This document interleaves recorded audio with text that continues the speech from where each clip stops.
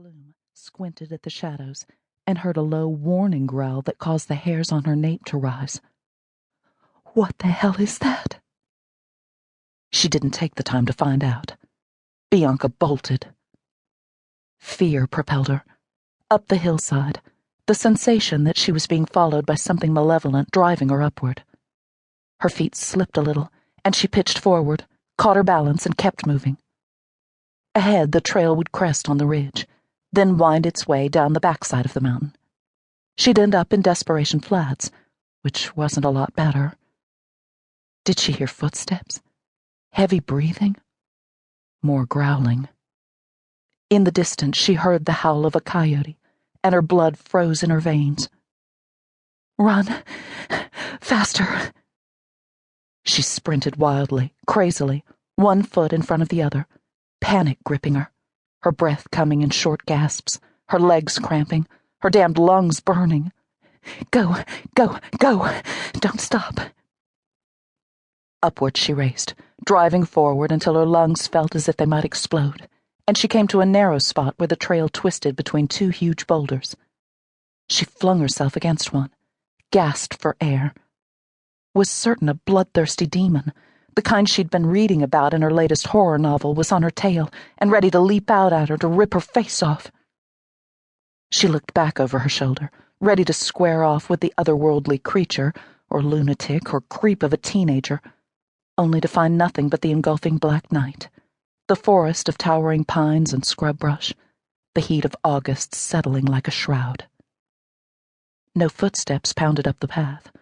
No labored breathing echoed through the night. No guttural sounds of a beast's warning reached her ears. She saw and heard nothing. No bat wings, no frantic footsteps of kids in the forest, no breath of wind moving through the branches. Even the coyote had stopped its lonely cry. Which was weird. Less than an hour ago, there had been at least 15 kids when they started the stupid game, maybe closer to 20. Who counted? All she knew was that she was with a group of teenagers who had collected in the scrubby area that had once been a parking area for some of the Long family's lumber business. Cars and trucks had been parked haphazardly over the sparsely strewn, weed-choked gravel, music pulsing from the speakers of Austin Reese's car, a BMW, the only one in the mix of beaters, pickups, and ancient SUVs. Kids had been hanging out in clusters, some drinking, more smoking, some toking it up, she guessed from the smoke-like odor of weed mingling with the more acrid scent of cigarettes.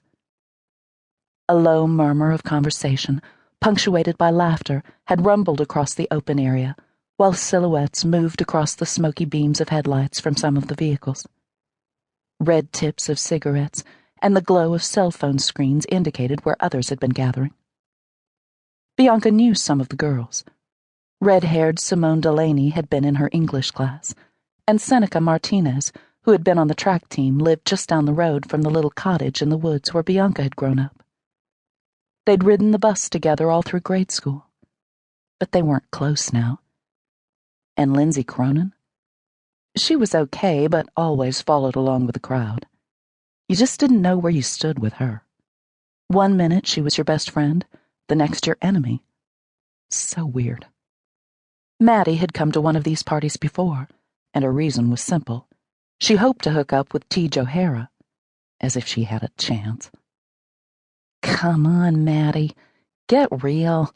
Everyone knows that Tej is half in love with Laura Haas, and even he has to stand in line.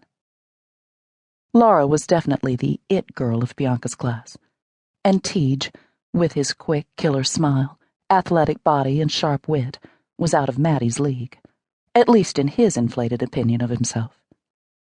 Bianca suspected Maddie knew she was being used, but didn't care, or thought it was a way to make TJ fall in love with her. Oh, sure. While they'd hung out before the game had started, Maddie had barely shown interest in what Bianca had been saying, and it wasn't just because even then Bianca had second-guessed the idea of the party. I really should get back, she'd said. This doesn't look good. Stop being such a wuss. Maddie's fingers had still clutched her phone, her head moving slightly, her eyes squinting as she surveyed.